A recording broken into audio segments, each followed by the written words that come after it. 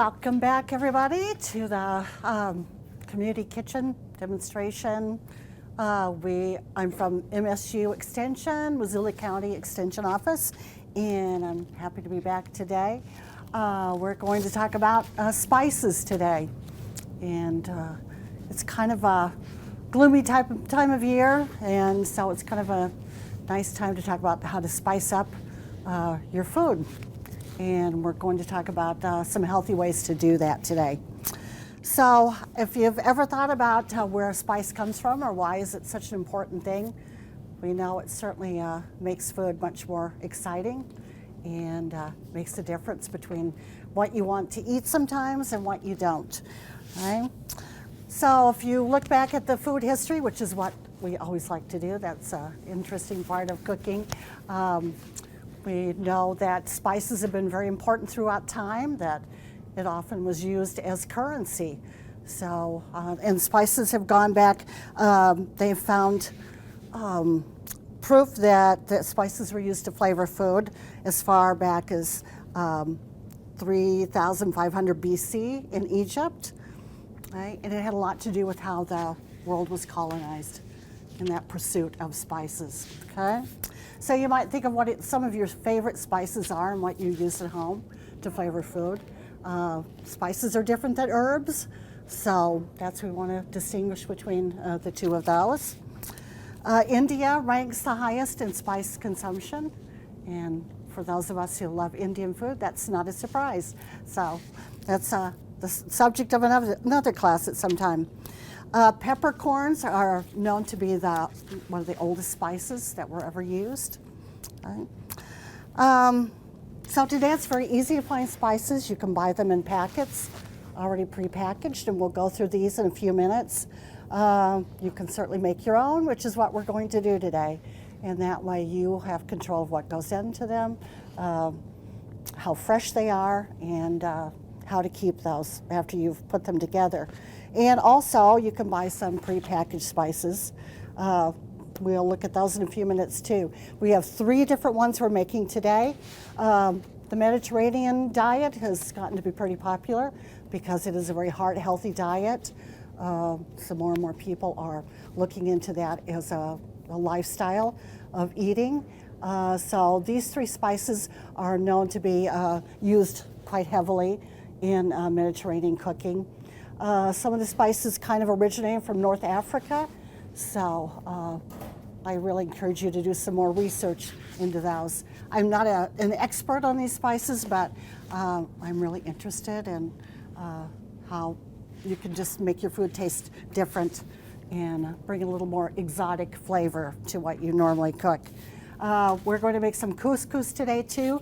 This is a very popular a dish that's healthy, and I'll show you how we can spice this up as well. Let's see, what else do we have? We're going to do a little toasting of the spices because toasting spices brings out the flavor more. So that's kind of the thing in common all of these spices have today.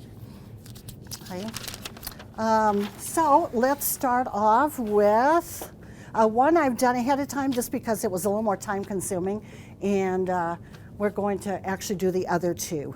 So I started out with something called dukkha, and it's spelled a little differently than how you pronounce it, but it's quite common. It's used in a lot of Mediterranean dishes. It has seeds and nuts in it. I made this ahead of time because it's very fast. You could, I used a food processor, but if you don't have one, you can use something else. You can use, there's like a mortar and pestle. The container I had to smash these in was like a cement. It's so heavy, so I didn't bring that today, but you don't even need to have that. I'll show you how you can smash a few things here just by using a towel. When you buy spices in bulk, you're going to get a little bit better price for them. These are coriander seeds, and of course they're pretty hard. These are the ones that we would have to smash first. So just by dumping a few on here, and if you just take something hard, you can See how easy it is to smash these, and that releases the flavor and the smell. You could use the side of a skillet too, so you don't have to have any fancy spice grinder. And maybe you can smell that already. Or if you were here, you could smell that, right? So this is how easy it is just to smash some of those seeds and release the smell. So these we've toasted in this recipe here, and if you take the lid off, you can really smell, just from making it this morning, how the spices have blended together and have a really nice smell. And this is used to top, whether it's yogurt, it's a nice crunchy topping to yogurt, a little hummus you can do the same with. So we're going to try that in a few minutes, okay? All right, I'll get this out of the way here. All of these spices I was able to find here in town. And of course, again, if you buy a bigger package, you're going to get a better deal. We're going to use some thyme leaf, right, some caraway seeds that will also require some smashing, sesame seeds. These usually always are going to be toasted in the recipe. We have cumin seed, ground coriander, fennel seed, and then a couple of other packages that were not as easy to find. Sumac, which I could find in bulk. We need a little bit of that. And that is not from the sumac growing in your yard. It's a whole different variety, so be careful about that. And some Aleppo pepper, which required a little bit more research to get that as well. So I'll show you what each one of those goes into soon. The harissa is one that we're going to cook today. That takes a little bit more prep. And the za'atar, which is another kind of nice spice mix to sprinkle over. We're going to try that over our hummus today in a very nice color, okay? So we're going to start off with the za'atar because it's a very quick, fast thing to make. We're going to take a half a cup of dried thyme, okay, which is right here. And that, it does not need to be toasted. All right. So we've got a half a cup here. And I'm just going to put that in our bowl right here. That seems like a lot of time, but it makes quite a bit of spice. All right. Okay. The dukkha, right, let's see, where did I put it? Right here. This needs to be refrigerated because it does have nuts, ground nuts. So it needs to be refrigerated. It'll last for a long time.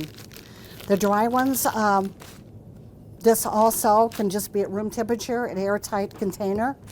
Okay. We need 2 tablespoons of sesame seeds. Now, these are going to be toasted. Sesame seeds we're pretty familiar with. There are some black sesame seeds, and then these are the white sesame seeds. So you could use both, but we're just going to use what the recipe calls for. So I've got our pan here. We're going to get it warm. Okay, we'll let that heat up a little bit. Okay. So one thing about when you are toasting sesame seeds, they burn very, very easily. So you want to keep it on a pretty reasonable heat and not walk away. So we're just going to go ahead. You can have the pan already hot if you want before you put these in. Cast iron skillet is very good to use for toasting seeds too, if you don't have a fancy induction burner here. Okay, so, and I would suggest that you put this in a jar because these are going to all fall out of here eventually. Okay, this is a half a tablespoon, so 1 and 2. Okay, there we go.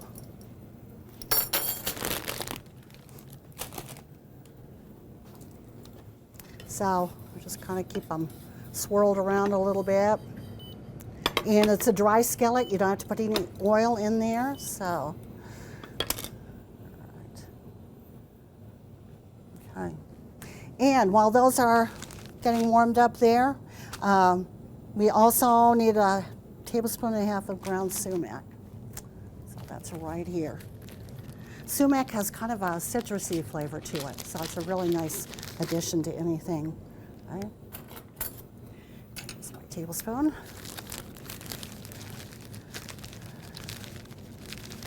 Okay, so I'm going to mix that in the bowl with the thyme here.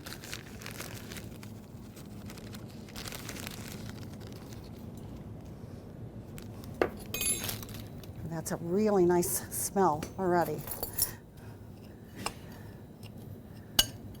Let's mix those together. So most of these spices are a very simple blend, but it adds a lot of flavor. Just hoping that's getting a little warmer. It might not be warm enough for us. I might just switch over and do this one instead. This will just go really fast.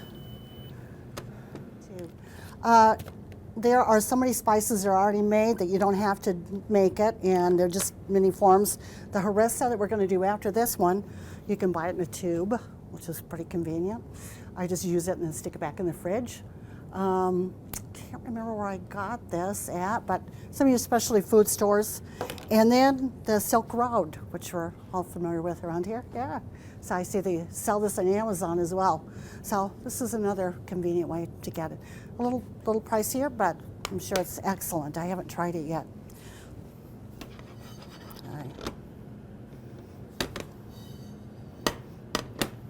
And I know some of these spices would last a long time, but if you really enjoy them, then you're going to eat them up in a hurry and, and make them again. Okay, now I can see the difference there. Once it starts toasting, it gets pretty fast.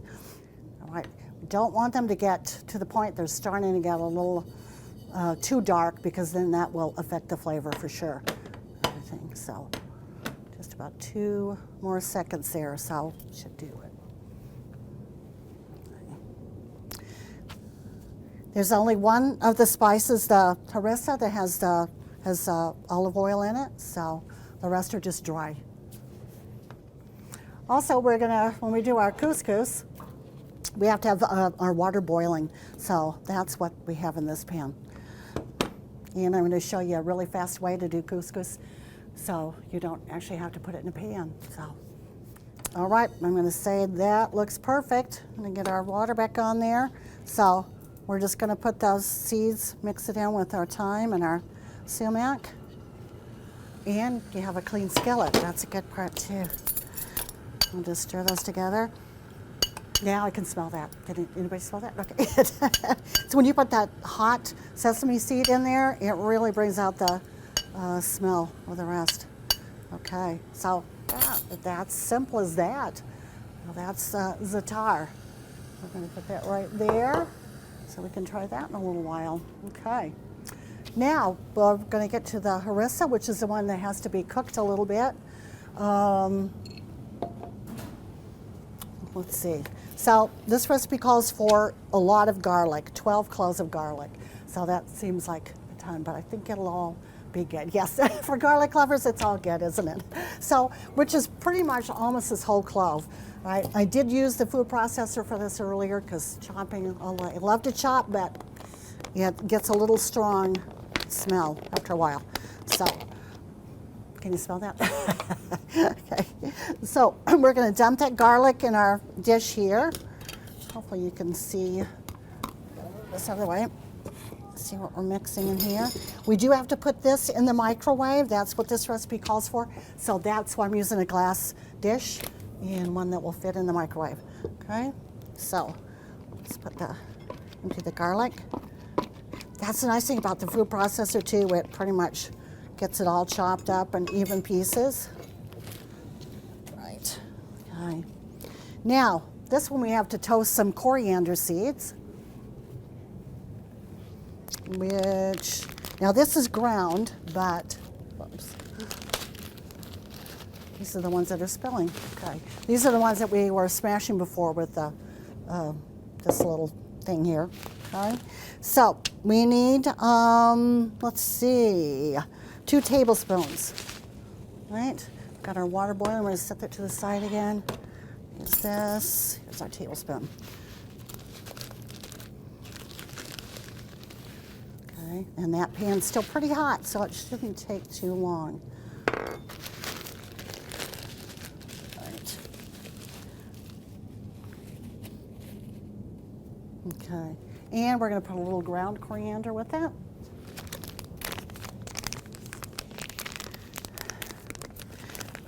But we don't need to toast that. We're just going to put that in here. 2 tablespoons.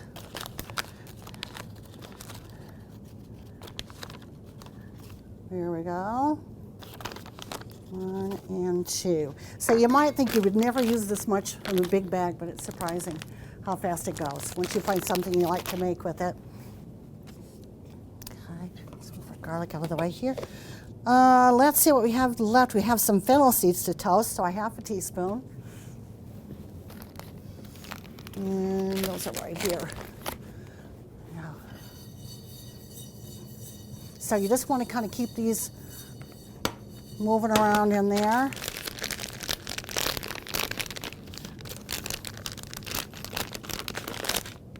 So a half a teaspoon doesn't sound like a whole lot.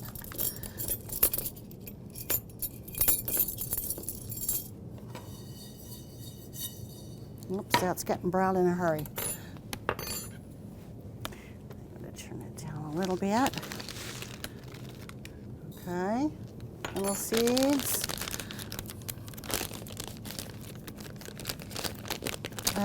Caraway seeds, 1.5 teaspoons.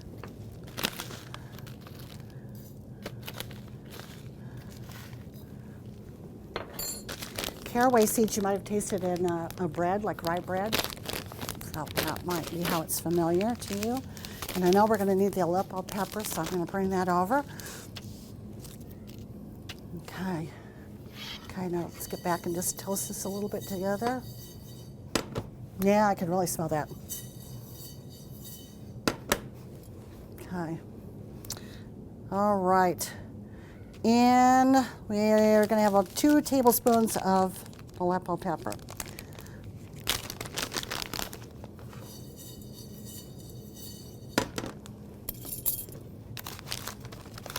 And it's a beautiful color. It's a little bit shiny.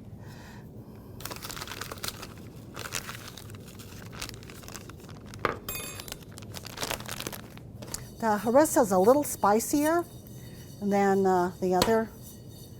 Sometimes it's made with fresh peppers too, or the dried peppers that you reconstitute.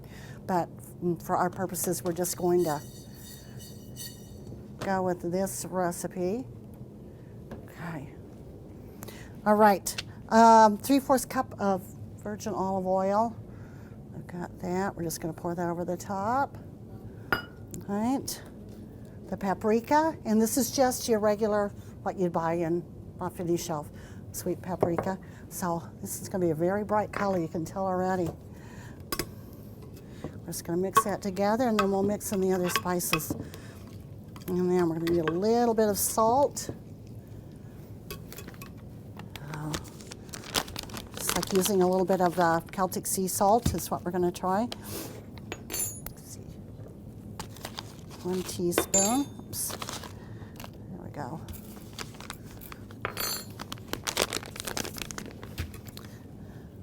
Okay.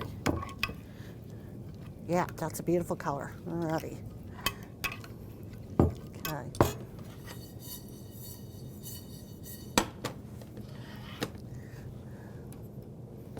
And our water back on. We're going to go to the couscous next. Okay. So we're going to put this in the microwave till it's a little bubbly.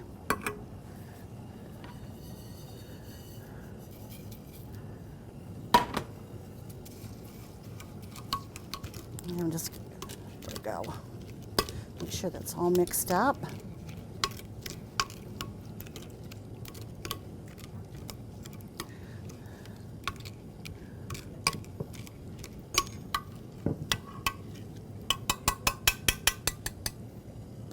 Okay.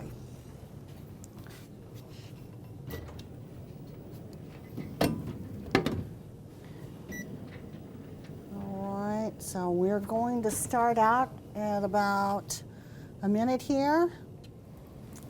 All right. And it says to microwave for about a minute, so, or until bubbling.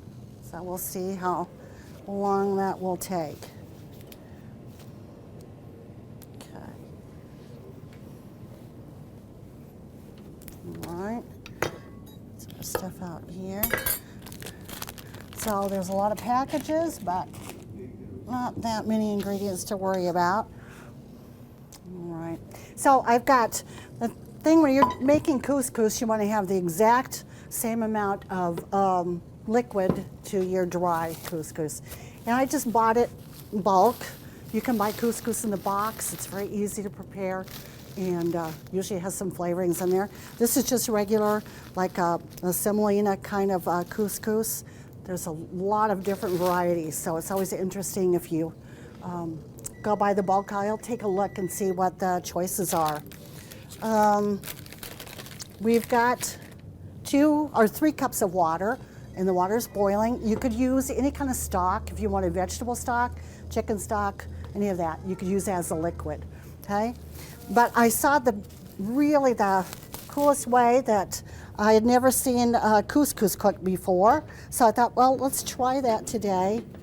Okay, sorry, we're gonna cook that for one more time here. And it's just a matter of doing it by hand, pretty much. So, you just have a glass bowl. You need some plastic wrap. You got the water.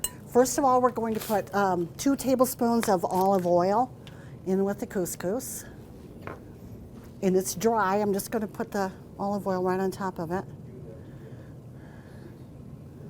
Because you do need some oil too when you cook it in the pan as well. Sometimes people use butter instead. I'm going to put my gloves on because you got to get your hands in there and make sure it's all, the oil's all mixed all the way through. Okay, so we're just basically going to do that.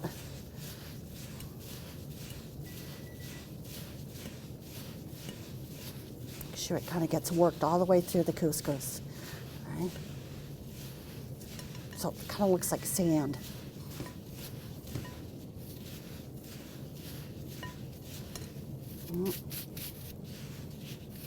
All right, so now that that's mixed through, okay, we're going to take our water, just pour it over right on top of the couscous. And couscous really basically absorbs the liquid. That's how it cooks. So I'm going to cover it up with plastic. Just let it sit there for a little while. And let it do its thing there. Take my gloves off here.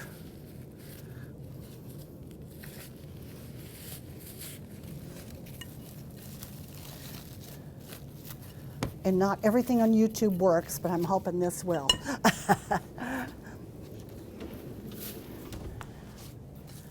Okay, all right. We got our sesame seeds poured out.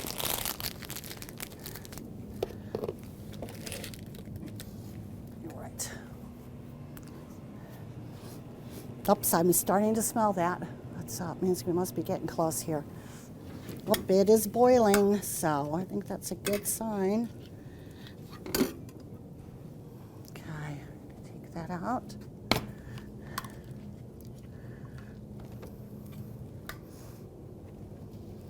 All right. And now you're supposed to kind of let it set to room temperature. So we will do that. It's gotten a little bit thicker, but that's probably about as much as it's going to get. It's supposed to be pretty saucy. Okay. This also, once it's cooled to room temperature, can be kept in a container and then refrigerated. So it will be saved. I mean, if you use it up within, let's see what it says here. I've forgotten how long it lasts. Up to 4 days. So I guess you have to eat a lot of harissa in the meantime.